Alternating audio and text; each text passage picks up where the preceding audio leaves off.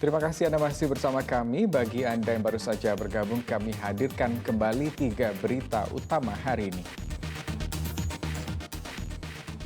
Pencuri kabel pompa sumur minyak Pertamina di Musi Banyuasin ditangkap polisi. Pertamina rugi ratusan juta rupiah.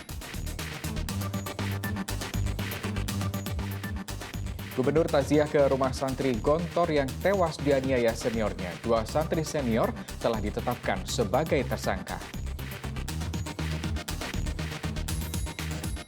10 hari pasca kenaikan harga bahan bakar minyak bersubsidi, harga bahan pangan di Kota Palembang masih relatif stabil.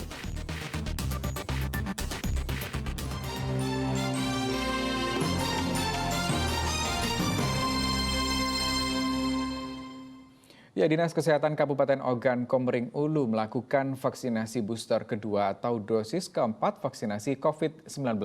Tenaga kesehatan dan lansia mendapat prioritas mendapatkan vaksinasi booster kedua. 3.000 dosis telah disiapkan untuk vaksin booster kedua ini. 100 tenaga kesehatan Selasa pagi di Kabupaten Ogan Komering Ulu tengah bersiap untuk mendapatkan vaksinasi booster kedua atau dosis keempat vaksin COVID-19. Tenaga kesehatan mendapatkan prioritas karena menjadi kelompok yang rentan dan memiliki resiko tinggi terpapar COVID-19. Vaksinasi booster kedua merupakan kerjasama Dinas Kesehatan Kabupaten Ogan Komering Ulu dengan Badan Intelijen Negara Daerah BIMDA Sumatera Selatan. Sebanyak 3.000 dosis vaksin booster siap diberikan kepada seluruh nakes di Kabupaten Ogan Komering Ulu.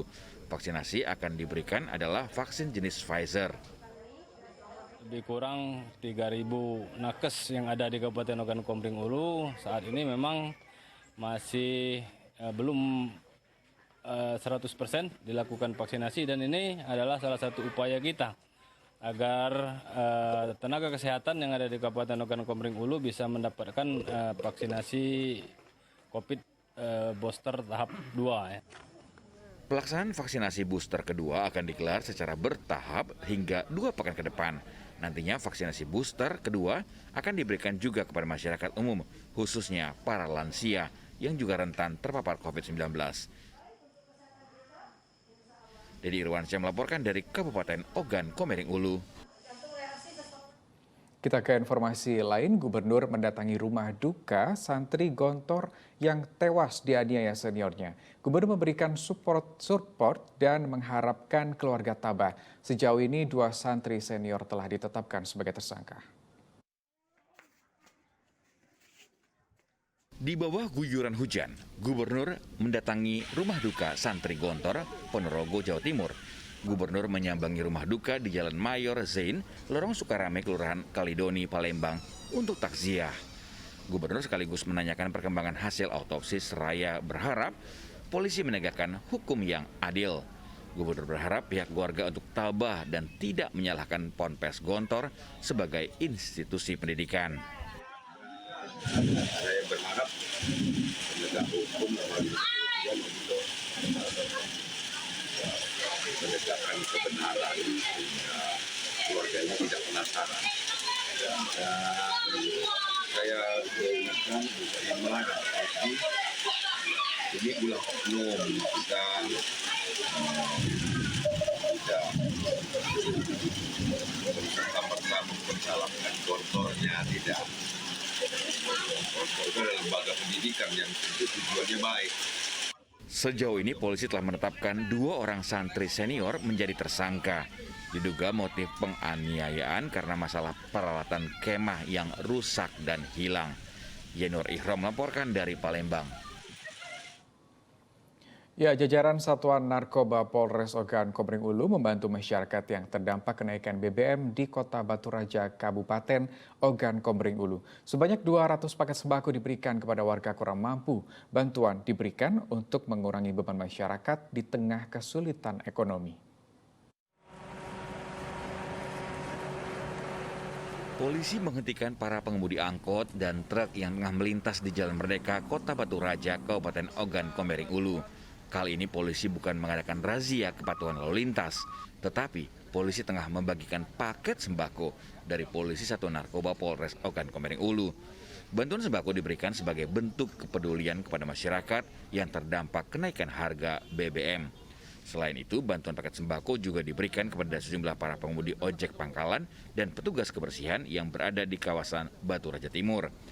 Pembagian paket sembako bertujuan untuk meringankan beban masyarakat yang utamanya berpenghasilan harian. Ditujukan kepada para sopir, tukang ojek, baik taksi maupun truk yang secara langsung berdampak atas kenaikan BBM untuk hanya sekedar meringankan kami dari Satlantas Narkoba. Sebanyak 200 paket sembako dibagikan kepada masyarakat yang kurang mampu. Rencananya kegiatan pembagian sembako akan digelar rutin 1 minggu sekali selama 1 bulan ke depan. Dedy Irwansyah melaporkan dari Kabupaten Ogan Komering Ulu. Sementara itu 10 hari pasca kenaikan harga bahan bakar minyak bersubsidi, harga bahan pangan di Kota Palembang masih relatif stabil. Hanya komoditi beras yang mengalami kenaikan sebesar Rp1.000 per kilogram. Diperkirakan penyesuaian harga baru akan terjadi di akhir bulan September mendatang. Kegiatan jual beli di Pasar 10 Ulu Palembang masih terlihat normal. Naiknya harga bahan bakar minyak bersubsidi saat ini ternyata belum berimbas terhadap harga komoditas bahan pangan. Harga kebutuhan pokok masih cenderung stabil. Sejauh ini hanya beras yang mengalami kenaikan harga rata-rata sebesar Rp1.000 per kilogram. Untuk komoditi lain seperti sayur mayur, cabai, bawang, ayam potong, gula pasir, dan minyak goreng masih dipatok dengan harga yang lama. Bahkan telur ayam yang sempat menyentuh harga Rp32.000 per kilogram justru kini berada di harga Rp25.000 per kilogram. Barang-barang pokok yang lain seperti beras sudah naik ke 10.000. 10.000. Apa ini memang dampak dari BBM atau faktor lain? Mungkin ada kemungkinan dari faktor BBM, tapi untuk sementara ini memang stok beras itu agak menipis.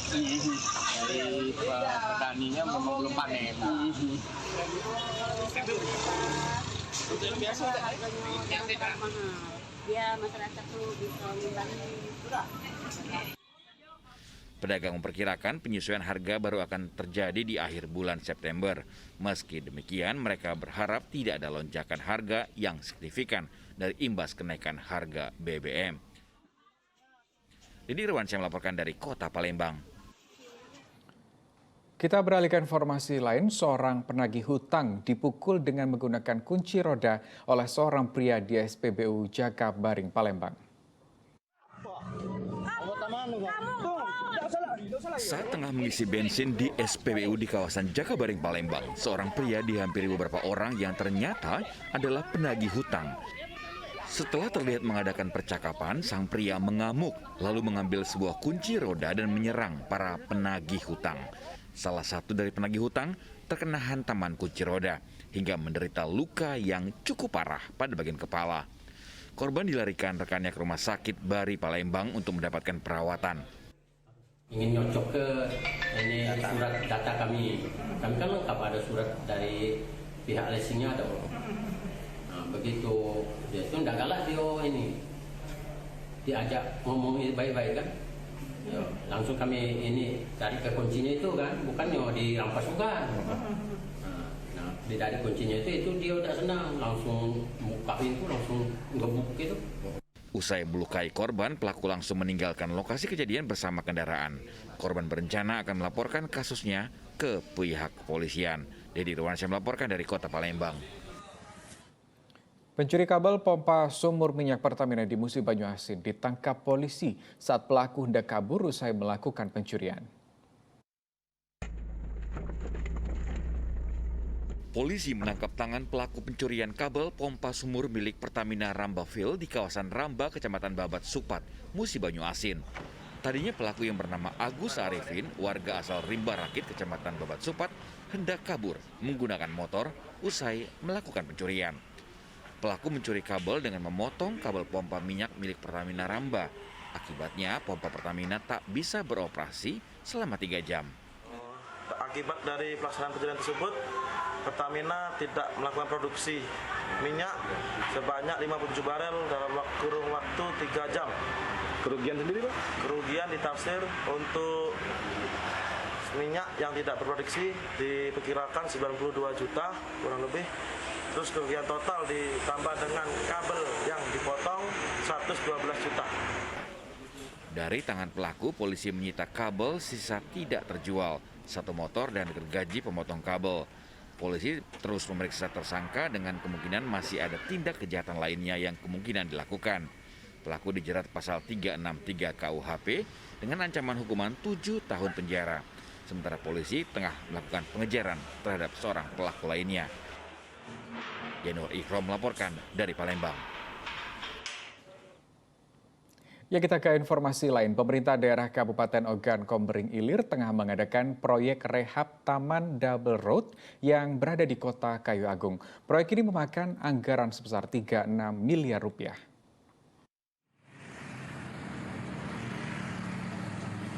Taman Double Road yang berada di Jalan Singadekane, Kota Kayu Agung, Kabupaten Ogan Komering Ilir ini tengah dalam perbaikan Dinas Perumahan Rakyat dan Kawasan Permukiman Kabupaten Ogan Komering Ulu.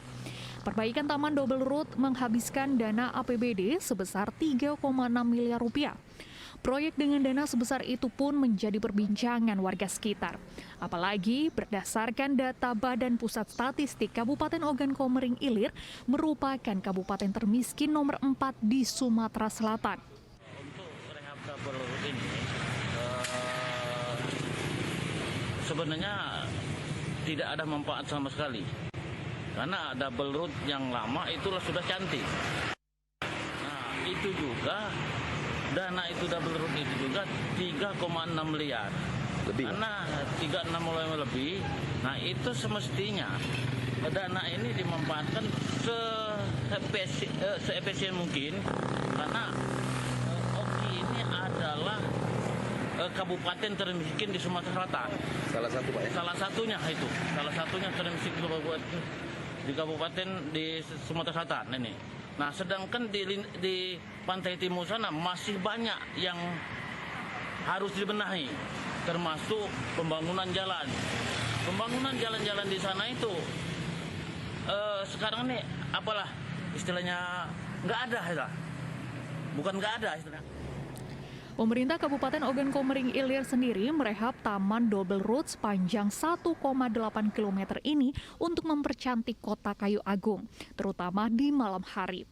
Nantinya taman yang ditargetkan rampung di bulan Desember mendatang akan diberi ornamen perahu kajang yang menjadi ciri khas Kota Kayu Agung. Dedi Ruansyah melaporkan dari Kabupaten Ogan Komering Ilir.